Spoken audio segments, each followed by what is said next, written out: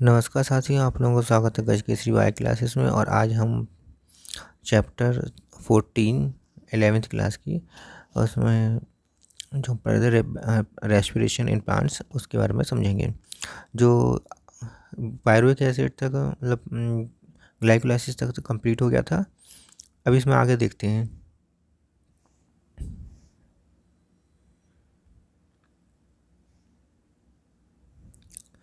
इसमें लिखा होगा there is 3 major ways in which different cells handle pyruvic acid produce by glycolysis. तो ये ग्लाइकोलाइसिस में जो पायरुवेक एसिड बनता है उसको 3 तरीके से हैंडल किया जा सकता है। 3 तरीके से एनर्जी प्राप्त की जा सकती है इससे। देखिए किस प्रकार का। There is the lactic acid fermentation, alcoholic fermentation and aerobic respiration. तो 3 तरीके से होगी, लैक्टिक एसिड फर्मेंटेशन द्वारा, एल्कोहलिक फर्मेंटेशन द्वारा और एरोबिक फर्मेंटेशन द्वारा। तो इसमें पहले देखते हैं फर्मेंटेशन क्या चीज़ होती है। Fermentation take place under anaerobic condition. Fermentation जो होती है वो कैसे होती है, एनोरोबिक कंडीशन में होती है। इन मैनी प्रोकैरियोट्स, बहुत मैनी प्रोकैरियोट्स में, and unicellular eukaryotes, unicellular eukaryotes और मैनी प्रोकैरियोट्स के अंदर एनारोबिक कंडीशन में फर्मेंटेशन होता है। For the complete oxidation of the glucose to CO2 and H2O। तो कंप्लीट ग्लूकोज का कंप्लीट ऑक्सीडेशन होता है तब क्या बनता है, CO2 बनता है और H2O बनता है। However organism adopt Krebs cycles which is also called as the aerobic respiration. ठीक है, तो जिन ऑर्गेनिज्म में कैरेब साइकिल्स पाई जाती है वो एरोबिक रेस्पिरेशन करते हैं और इसमें ऑक्सीजन की आवश्यकता होती है। तो ये हो गया। अब इसके आगे देखते हैं फर्मेंटेशन। फर्मेंटेशन में क्या लिखा हुआ है। फर्मेंटेशन में लिखा हुआ है कि इन फर्मेंटेशन, जैसे कि हम कह सकते हैं ईस्ट में फर्मेंटेशन होता है। Incomplete oxidation of the glucose, glucose का इनकम्प्लीट ऑक्सीडेशन होता है एनारोबिक कंडीशन में। ठीक है, एनारोबिक कंडीशन में ग्लूकोज का इनकम्प्लीट ऑक्सीडेशन होता है by sets of reactions where the pyruvic acid is converted to CO2 and ethanol। तो किस में बदलता है, जैसे ईस्ट होती है इनके अंदर इनकम्प्लीट फर्मेंटेशन होता है और इनकम्प्लीट जब फर्मेंटेशन होता है तो CO2 में बदलता है, पायरुविक एसिड CO2 में और इथेनॉल में बदलता है। तो ये इम्पोर्टेंट बात होगी जो नीट में पूछी जाती है कि फर्मेंटेशन में या एनारोबिक कंडीशन में पायरुविक एसिड किस में बदलता है या ग्लूकोज फाइनल किस में बदलता है, तो CO2 में और इथेनॉल में बदलता है। The enzyme pyruvic acid decarboxylase and alcohol dehydrogenase catalyse these reactions. तो इन रिएक्शंस को कौन कौन कैटेलाइज करते हैं, डीकार्बोक्सिलेज करता है और डिहाइड्रोजनेज करता है, ये दो करते हैं। डीकार्बोक्सिलेज क्या होता है, जो कार्बन डाइऑक्साइड को निकालता है। डिहाइड्रोजनेज क्या होता है, जो वाटर को निकालता है। And other organism like some bacteria produce lactic acid from the pyruvic acid. कुछ बैक्टीरिया होती हैं जो पायरुविक एसिड से लैक्टिक एसिड का निर्माण करते हैं। ठीक है, और ये जो होते हैं ईस्ट, इसमें पायरुविक एसिड से CO2 और इथेनॉल का निर्माण होता है। तो ये इंपॉर्टेंट बात हो गई, इथेनॉल का, ईस्ट से इथेनॉल और CO2 बनता है। और कुछ बैक्टीरिया होते हैं जिनसे लैक्टिक एसिड बनता है पायरुविक एसिड से। द स्टेप्स इन्वॉल्व्स आर सोन। अच्छा, in animal cells also the like the muscles during the exercise when the oxygen is इनएडिक्वेट for cellular respiration pyruvic acid is required. acid is reduced to lactic acid by lactase dehydrogenase। ठीक है, तो यहाँ पर ये दिया हुआ है कि जो एनिमल्स होती हैं उनके मसल्स, मांसपेशियाँ जो होती हैं, मसल्स जो होती हैं, उनके अंदर जब वो एक्सरसाइज करती हैं तो ऑक्सीजन की बहुत अधिक आवश्यकता होती है। ऑक्सीजन ना मिलने के कारण एनॉर्बिक रेस्पिरेशन होता है और उस समय लैक्टेज डिहाइड्रोजनेज की प्रेजेंस में पायरुविक एसिड लैक्टिक एसिड का निर्माण करता है। द रिड्यूसिंग एजेंट उस समय क्या होता है, NADH। रिड्यूसिंग एजेंट होता है NADH2, where is reoxidized to NAD+ in both the process। ठीक है, दोनों प्रोसेस में NAD में ऑक्सीडाइज कर देता है, रीऑक्सीडाइज कर दिया जाता है। क्या चीज़? NADH प्लस H प्लस जो है वो NAD प्लस में रीऑक्सीडाइज कर दिया जाता है दोनों ही केसेस में, चाहे लैक्टिक एसिड बने डिहाइड्रोजनेस, चाहे ऑक्सीडेशन हो। ठीक है, lactic acid and ethanol, lactic acid and alcohol fermentation, lactic acid fermentation हो या अल्कोहल फर्मेंटेशन हो, too not much energy is release, इसमें जो ज़्यादा खास एनर्जी यूज नहीं रिलीज होती है, बल्कि बहुत ही कम एनर्जी रिलीज होती है। Then the 7% of the energy in glucose is release, जो ग्लूकोज से रिलीज होती है उसका 7% ही रिलीज हो पाती है। ठीक है, and not all of it is trapped as high energy bond of the ATP, तो ये इतनी एनर्जी नहीं होती है कि इससे ATP का निर्माण हो सके, ATP जो हाई एनर्जी बॉन्ड है उसका निर्माण हो सके और ATP में उसे कन्वर्ट किया जा सके। The process are hazardous, either acid और एल्कोहल इज प्रोड्यूस्ड, तो ये कैसा है, हैजार्डस प्रोसेस है जिसमें ईथर बनता है, आइदर एसिड या तो एसिड बने या फिर एल्कोहल बने, ये दोनों ही हैजार्डस होती है, हमारा हानिकारक होती है हमारे लिए। What is the net ATPs, what is that is synthesized, calculate how the ATP are synthesized and detect the number of the ATP utilized during glycolysis. When one molecule of the glucose, यहाँ से देखिए, the when the one molecule of the glucose is fermented to alcohol or lactic acid, lactic acid बनता है, alcohol बनता है, तब कितने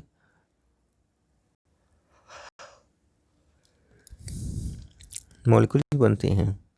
east poison themselves to death when the concentration of the alcohol reaches about 30%, जब alcohol की कितना बन जाता है 13% तक बन जाता है, तब ईस्ट कहता है नष्ट हो जाता है, मर जाता है। What then would be the maximum concentration of the alcohol is beverage? और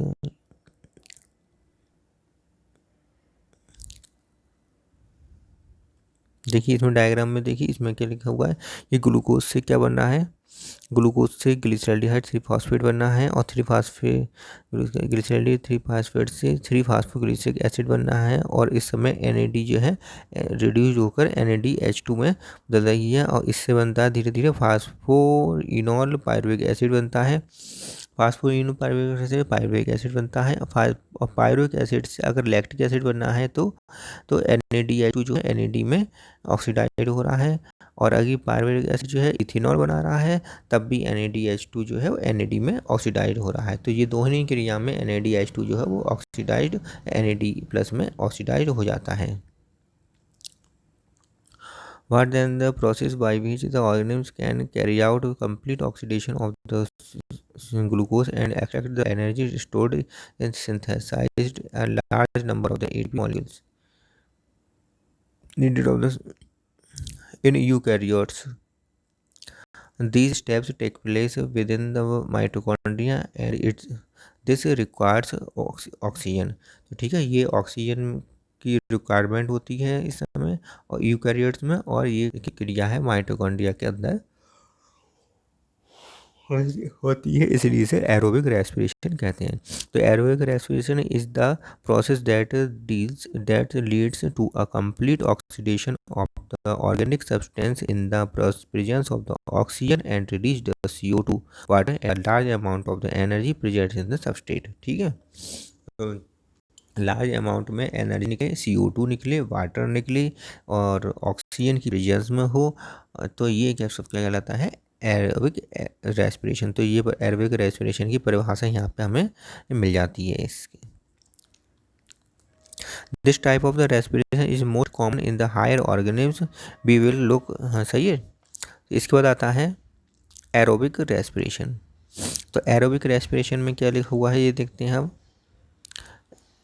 एरोबिक रेस्पिरेशन लिखा हुआ है, aerobic respiration to take place within the mitochondria के अंदर होती है। The final product of the glucose pyruvic acid is transported from the cytoplasm into the mitochondria. तो इस साइटोप्लाज्म से होता हुआ माइटोकॉन्ड्रिया तक ये पहुंच जाता है क्या, pyruvic acid. The crucial events in the aerobic acid are, कौन कौन सी इवेंट्स होते हैं इसके अंदर। पहला जो इवेंट होता है वो क्या है, the complete oxidation of the pyruvate by stepwise removal of all the hydrogen atoms leaving 3 molecules of CO2। 3 molecules CO2 के निकाल कर धीरे धीरे हाइड्रोजन एटम को निकाल कर इसका पायरुवेट एसिड का कंप्लीट ऑक्सीडेशन होता है। The passes on the passing on of the electron removed as part of the hydrogen atoms to molecule O2 with simultaneous synthesis of ATP। तो पासिंग ऑन द इलेक्ट्रॉन की जो passing होती है उसमें remove क्या करता है, हाइड्रोजन को एटम को रिमूव करता है to the molecular oxygen, molecular oxygen बनाने के लिए with simultaneous synthesis of ATP के साइमल्टेनियस सिंथेसिस होता है। ये माइटोकॉन्ड्रिया के अंदर ही ऐसा होता है। What is the interesting notes to note is that the first process take place in the matrix of the mitochondria while the second process is located on the inner membrane of the mitochondria। तो ये क्या, पहली जो process होती है वो किस में होती है, माइटोकॉन्ड्रिया के मैट्रिक्स में होती है, और दूसरी जो प्रोसेस होती है सेकंड प्रोसेस वो होती है माइटोकॉन्ड्रिया के इनर मेम्ब्रेन के अंदर, माइटोकॉन्ड्रिया के इनर मेम्ब्रेन के अंदर होती है। Pyruvate which is formed by the glycolytic catabolism of carbohydrates in the cytosol। तो पायरुवेट किससे बनता है, ग्लाइकोलाइटिक कैटाबॉलिज्म के कार्बोहाइड्रेट का ग्लाइकोलाइटिक कैटाबॉलिज्म से के फलस्वरूप बना है जो कि साइटोस के अंदर होता है। After it enters mitochondrial matrix, इसके बाद ये माइटोकॉन्ड्रियल मैट्रिक्स के अंदर एंटर कर जाता है। Undergoes oxidative decarboxylation by oxidative decarboxylation होता है इसका, जिसके कारण ये माइटोकॉन्ड्रियल मैट्रिक्स में एंटर कर जाता है। By the complex set of the reactions catalysed by the pyruvic dehydrogenase. ठीक है, तो पायरुविक डिहाइड्रोजिनेज की प्रेजेंस में, मैग्नीशियम आयन की प्रेजेंस में पायरुविक एसिड का क्या होता है, डीकार्बोक्सिलेशन होता है। CO2 में निकलती है, जैसे कि यहाँ निकल रही है CO2 निकलती है, डीकार्बोक्सिलेशन होता है। The reaction catalysed by the pyruvic dehydrogenase required the participation of the several coenzymes including NAD+ and coenzyme A। ठीक है, तो कोएंजाइम A की आवश्यकता होती है, इसमें NAD+ की आवश्यकता होती है, और पायरुविक एसिड की समझ जाता है एसिटिल कोएंजाइम A में बदल जाता है, और डीकार्बोक्सिलेशन होता है इसलिए CO2 निकल जाता है इसमें, और इसमें आवश्यकता पड़ती है पायरुवेट डिहाइड्रोजिनेज की, इसमें हाइड्रोजन का निकालने के लिए, वाटर निकालने के लिए। ठीक है, तो ये रिएक्शन बहुत इंपॉर्टेंट रिएक्शन है। During this process 2 molecules of the NADH are produced from the metabolism of 2 molecule of pyruvic acid। ठीक है, तो एक पायरुविक एसिड से बनेगा हमें एक NADH बनेगा, तो 2 पायरुविक एसिड बनते हैं ग्लाइकोलाइसिस के एंड में, इसलिए 2 पायरुविक एसिड से 2 NADH का निर्माण यहाँ होता है। Acetyl coenzyme A then enter the cyclic pathway tricarboxylic acid cycle. तो सही है, तो जो एसिटिल कोएंजाइम है इसके बाद कहाँ जाता है, TCA साइकिल में जाता है, ट्राई कार्बोक्सिलिक एसिड साइकिल में चला जाता है। मोर कॉमनली क्रेब्स, हम क्रेब्स साइकिल भी, TCA साइकिल या क्रेब्स साइकिल भी कहते हैं, इसमें चला जाता है। और इसकी खोज किसने करी थी, हैंस क्रेब्स ने इसको खोजा था, इसको डिस्कवर की थी। ठीक है, तो इसके बाद आता है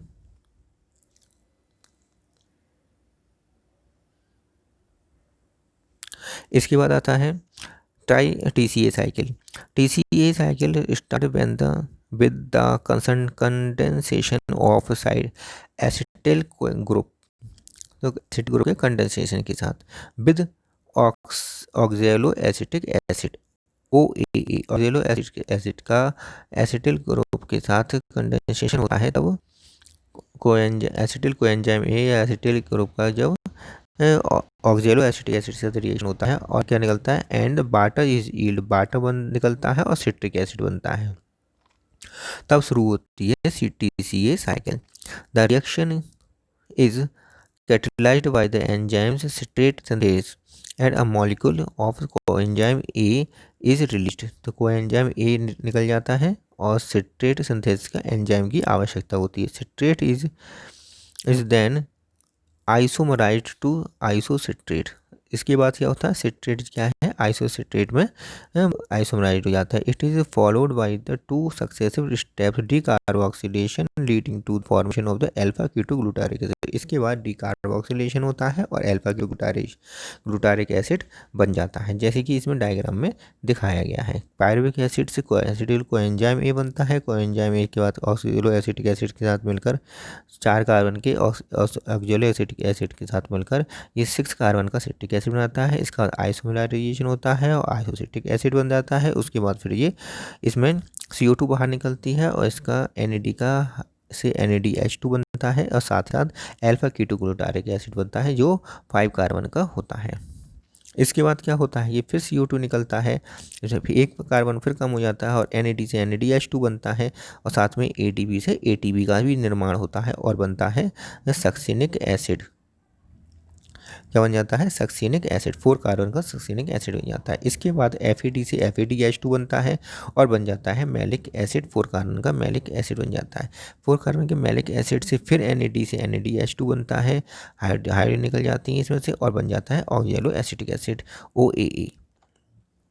तो ये हो गया कंप्लीट कैप साइकिल हो गई और इसे एक लाइन में हम लिख सकते हैं, पायरुविक एसिड 4 NAD यूज़ होते हैं, 4 NADH प्लस 1 FAD यूज़ होता है इसमें और 2 वाटर यूज़ होते हैं, 1 ADP यूज़ होता है और फास्फेट ग्रुप यूज़ होता है। इसके बाद ये इस होता है माइटोकॉन्ड्रियल मैट्रिक्स के अंदर होता है। 3 CO2 निकलते हैं इसमें, 4 NADH2 निकलते हैं, NADH निकलते हैं, 4 हाइड्रोजन निकलते हैं और FADH2 निकलता है एक और 1 ATP बनता है।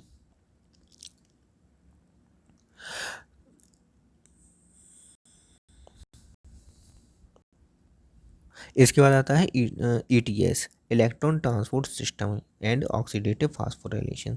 तो ये हम पढ़ेंगे नेक्स्ट वीडियो में, फिलहाल इतना ही पढ़ते हैं। नमस्कार। आप लोगों को मेरा वीडियो अच्छा लगा हो, समझ में आया हो तो लाइक करिए, अपने साथियों से शेयर करिए और पहली बार मेरे चैनल पर आए तो इसे सब्सक्राइब जरूर कर लिया करें और सब्सक्राइब करने के बाद बेल आइकन को दबा लें।